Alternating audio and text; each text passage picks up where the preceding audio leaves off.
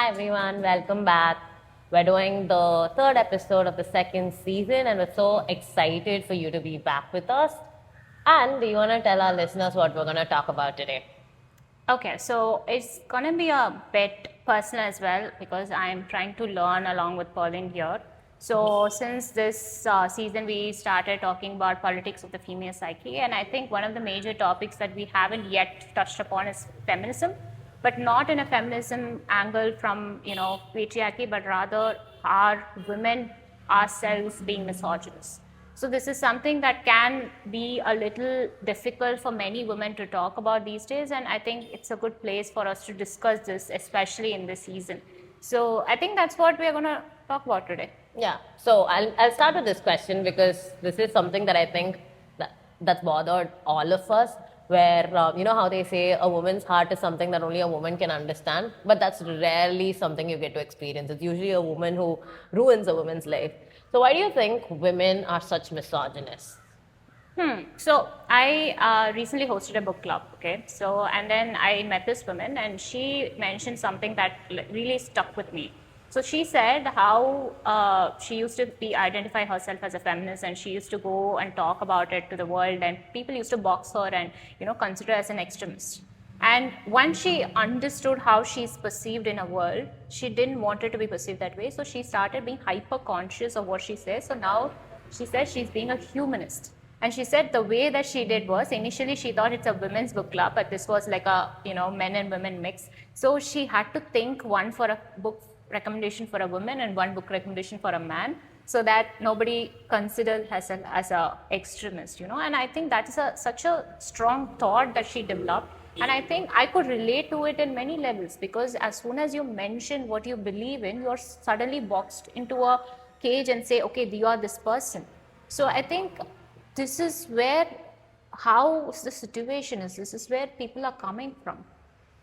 I understand this woman's, take, because I know a lot of women who kind of say this, where they say they're not feminists and they are humanists, they are centralists, all that.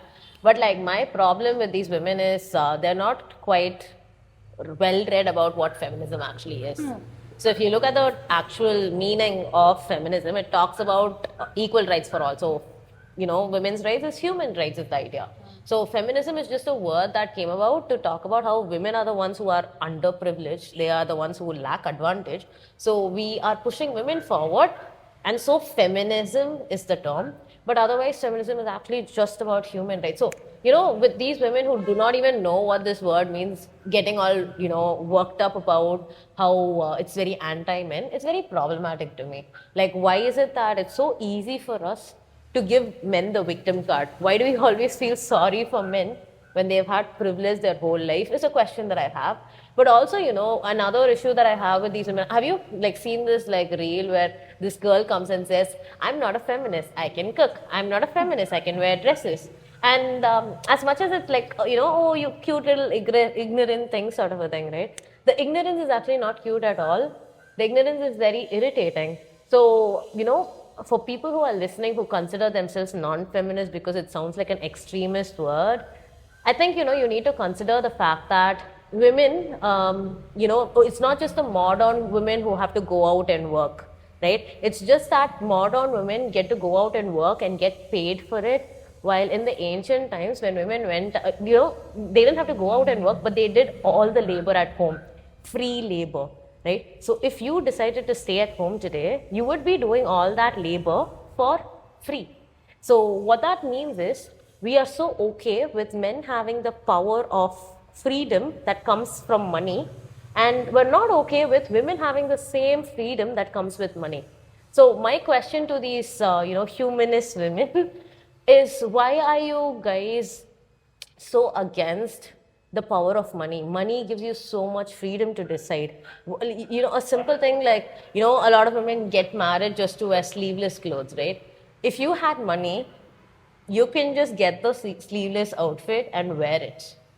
But I am not sure. See, the thing is, there's a friend of mine who recently I met, and she said about how she's a good qualified woman. She's working in a big organization, and she's married, she's 40, and she has her husband and all of that. So, but even to get out of her house, even now, she has to ask her parents' permission if the husband is not at home, right? So as much as women have control over money, they do not see it as a way of power or independence because they are still tied to these fears of oppression that is still being put on a society. Like, I think one of the things that we wanted to come out in this episode is our difficulty to see women in a spectrum, right? So when we say that women ourselves identify only with one construct, even if we have that money or power, we still want to get tied up to that particular construct.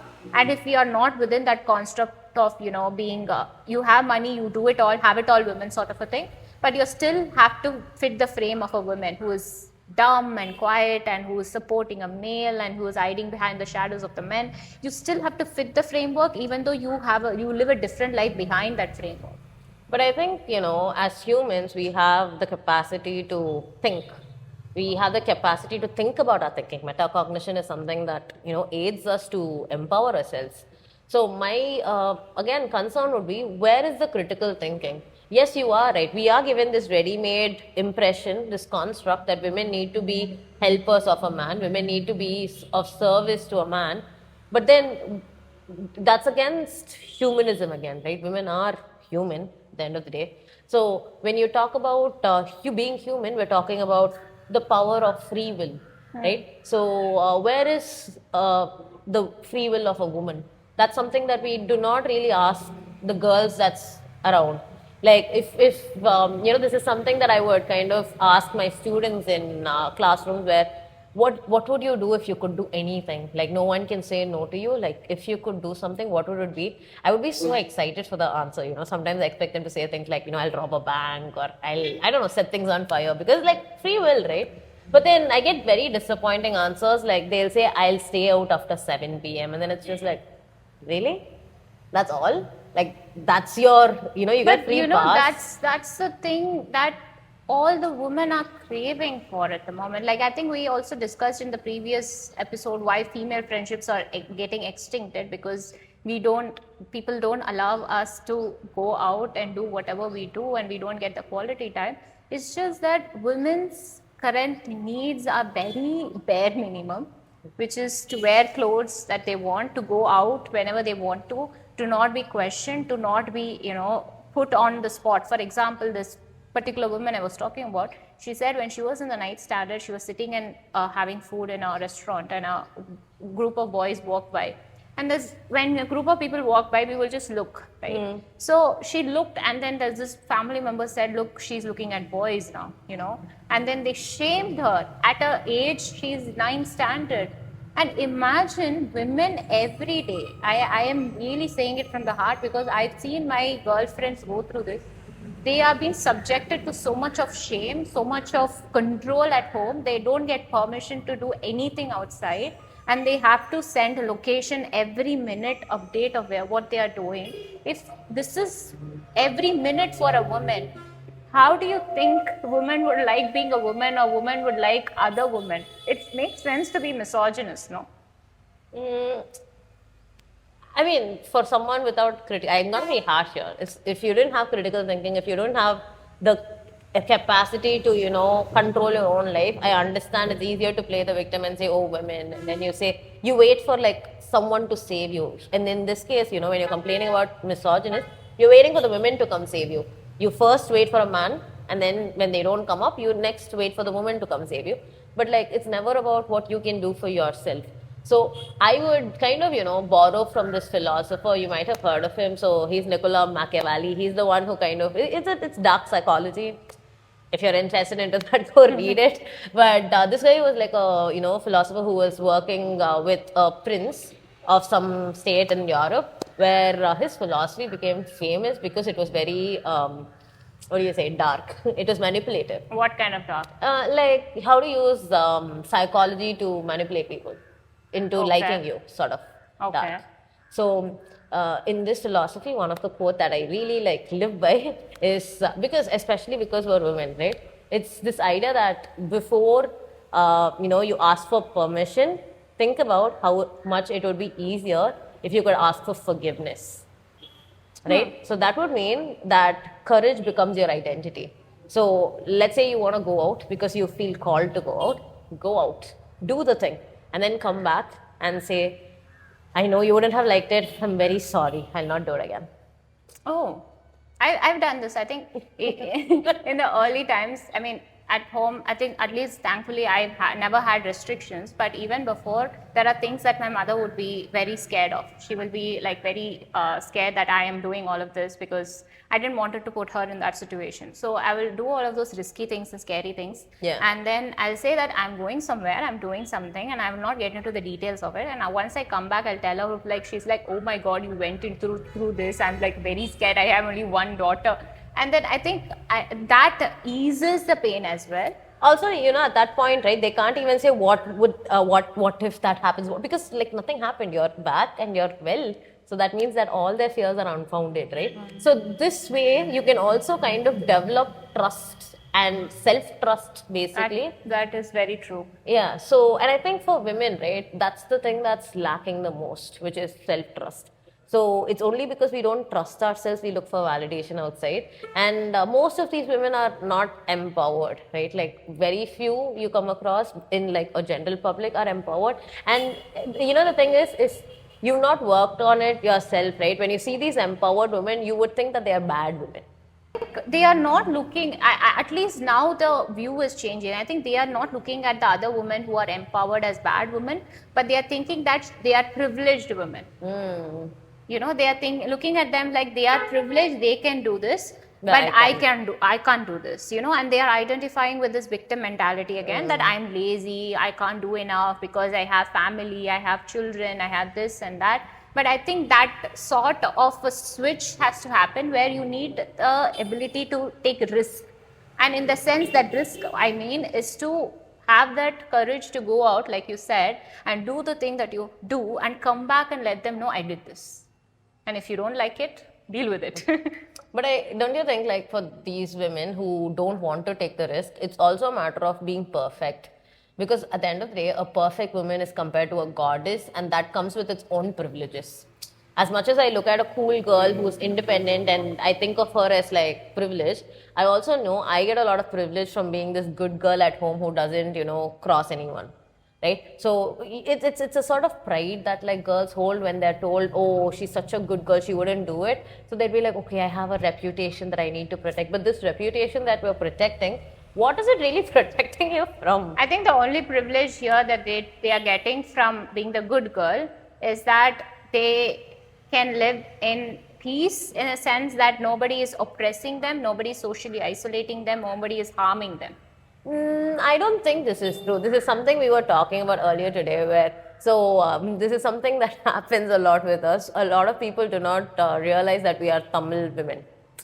We were just discussing how as much as it's offensive, like who are you to say I'm from, somewhere else, I'm a Tamil person, right? It's also a privilege to be a Tamil woman who doesn't speak Tamil like a Tamil person, because once they identify you as like a proper Tamilian, the judgment is crazy. Where, you're a Tamil ponnu, you need to look like this, you need to talk like this. Because you're compared, you suddenly become a goddess. You need to wear a sari and then men need to be worshipping you. Like, yeah, and no, we don't want to be just, kuttuvalakku in some corner and like someone light us up. No, That's up once a year. And then no. So, this whole thing of like good girl reputation, it actually puts you in a box and it contains you. And don't you feel like this idea of perfection is such a trap, it's such an illusion? Because what it does, it stagnates you. So there are times when I, think about friends from my past where, say from school, and sometimes when I, catch up with them, right, I realize they've not really moved on from that period at all. Like they have the same beliefs, they have the same sort of preferences that they had back in 7th standard. And I feel like, wait, why are you still stuck in 7th standard? And I think this is very true for men and women. It's not just a women thing. But again, the question I have is, where is the critical thinking here? To be a misogynist, you're a hater of something that doesn't deserve your hate. So anyone who's hating on something without good reason is someone who lacks critical thinking, right? See, the critical thinking again is I don't know. It's just it's something that they had to chase it. Like it's a privilege again. See, you cannot like these women are not getting out of the house. Okay, they can't get permission, right? This is a context. Okay, so an experience comes. Say for example, how a person develops critical thinking is by engaging in perspectives that is different from yours. Right? It can come from books, movies, exactly. conversations. Yeah. Meeting different people from different religions, different backgrounds, different experiences, and it can come from where you're going out and exploring, traveling, being in a different city, being in an uncomfortable situation. So this aspect of having to put yourself in discomfort is the first step. And many people do not even know the idea of putting yourself in discomfort, because comfort in itself has become like a norm. Comfort doesn't cause any chaos. Nobody wants chaos. And when you put yourself in discomfort, it causes chaos. For example, you know that I moved from Nagarkoil to study for college and all of that. See, I could have studied in a local college. I could have had an education from there. But the whole aspect of this exposure that people talk about is that it was not easy being in a different city. It was not easy. I was telling you about it, how difficult it was for me to match up with the standards of a different institution, girls coming from different backgrounds. So I think these opportunities has to be sought, and that seeking gives sort of a an eye-opening sort of thing. It gives you perspective. That seeking is a first step. So why are these women not seeking? Why are these women so comfortable just being so rude and arrogant to other women? Because I think, at the end of the day, we all want power, some kind of personal power. And you obviously, if you're like a woman who is part of the system, you can't show this power with your husband or your father or any other male in the world, right? So where do you show this power to? You either show it to your children Or your mother. or your mother, right? And I think it kind of continues on with other women, right? So what you see is women are just sad individuals who never get to experience power as a whole, and so they just become bitter and hate on themselves. And when they see like a version, like this is something that you caught projection, right? Where let's say I always wanted to dress like you, but I never got the chance to. And when I see you dressed like you, I mean, judge me. it's not just about judgment. It's also a sort of like hate, because I was made to hate myself for wearing a dress like this. So I want you to also hate wearing a dress like this. Like, you should hate it. Like, are you comfortable? Are you really comfortable? You see this question asked to girls, right? You're comfortable wearing sleeveless? If you're comfortable, then no problem. So it's a very underhanded way of saying you should be uncomfortable wearing something like this, which is so mean. Like, who are you to tell me what my comfort zones are? Who are you to tell me, like, this is something that should make me comfortable and this is something that should make me uncomfortable? And see, here most of the time, right, the comfort zone of any woman, any person for that matter, is about familiarity. If I grew up in a household where, wearing such clothes like dresses and things was normal, I would obviously feel comfortable in them. It's familiarity, right? But if I grew up in a house where I never wore dresses, I never wore like, frocks, gowns, then it would be very uncomfortable, because I would have this sort of spotlight effect where I'm like, oh, everyone's looking at me. Like, at least for a bit of time, it would be not natural for me. So I think this is where the familiarity concept also falls into place with the identity we were talking about, the Tamil girl identity, because they don't feel familiar with us, that they cannot connect to us. So they think, okay, she's somebody who's unrelated to me. I can't relate to her. So she can be whoever she wants. I won't hate her. Yeah, and they give us the freedom that we want anyways.